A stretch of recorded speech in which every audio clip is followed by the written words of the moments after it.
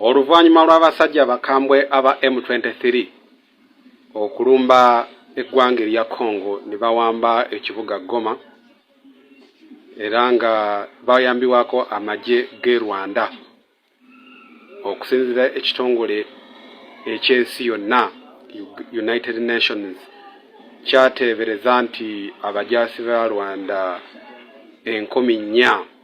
be bali okuyambako ba M23 wadde President Paul Kagame awakana nti ye tayambangako abasajja aba M23 bo bali kulwana byayo naye ng'okusinziira ku intelligence oba obukeesi obuliwo Rwanda eri kweyongera okufiirwa abajaasi baayo era olunaku olwaleero obukeesi obuvuddeyo nti Rwanda eno eri kufiirwa abajaasi bangi nnyo ddala oluvannyuma lwa Congo okuvaayo ne deployinga ebyokulwanyisa eby'amaanyi omuli tanka omuli drones omuli fighter jets ebirala byonna n'obumalirivu bwe balina okubeera nga beediza ekitundu kyabwe Kagame n'abasajja aba M23 be basobola okubeera nti bawamba. Intelligence evuddeyo eraga nti waliwo abajaasi abaafwa mu ggwanga erya Congo mu ddwaniro naye nga tebasobola kubazzaayo ne babaziika mu mass graves era ekofini gye baasobola okuwa abantu bannansi b'e Congo babawa ezitaliimu bantu nga bakigambibwa nti kyali nga tekisoboka kubatwala e Rwanda Defense Force bali mu kufa bubi nnyo nga bagezaako okuyamba ku M23 okukubagana n'amagye ege Congo. Jukira Congo nayo eyambiwako n'omukago gwa Sadaka nga muri Mukirimanyi South Africa nga baleeta drones ez'obulabe ezikuba abajaasi ava Rwanda bubi nnyo. Olwaleero satellite image satellite image ye image esinzira mu wengula kamera ezibeera mu wengula ne ziwanulayo ebifaananyi waliwo cemetery eya Rwanda cemetery eri Rwanda yennyini gye bali kuziika emirambo ssaawa zino emirambo emirala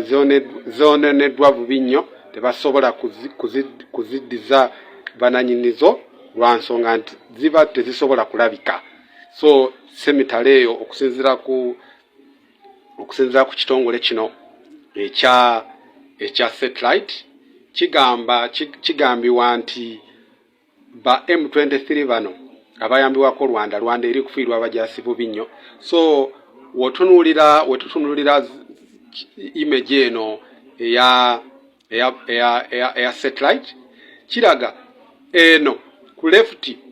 left ng'okubya wano wakati ku left ng'olutalo tenulutandika ku right olutalo nga lutandise wali obuntu wa red so kino kitegeeza nti Rwanda eri mu kuziika bajaasi baayo mu cemetery eno okusinziira ku satellite image eno era okwanalizinga satellite image eno graves oba gye baziika abantu lukaaga lulamba oluli olupya kitegeezebwa nti abajaasi lukaaga lulamba ba Rwanda bamaze dda okuziikibwa wali mu cemetery. Rwanda ebintu bino byonna tebikkiriza naye ku tekinologi aliwo ebintu bivaayo mpola mpola yo Congo tetudde eri kuluma n'ogwengulu okulaba nti ebasiimula mu kifo ekyo kye balimu abasajja ba M23. Kanombo Military Cemetery Kigali yeri mu kuziika emirambo buli lunaku eziika emirambo emiyitirivu nnyo.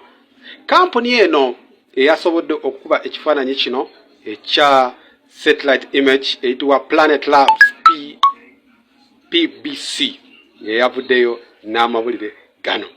kubanga Rwanda yayongerako ebyokulwanyisa ebyobulabe ennyo omuli heavy artillery ne drones enkambwe ezikuba so Rwanda wadde yeewakanya naye kivuddeyo nti olutalo lugikaluubiridde era abajaasi baayo bali mu kufa bubi nnyo.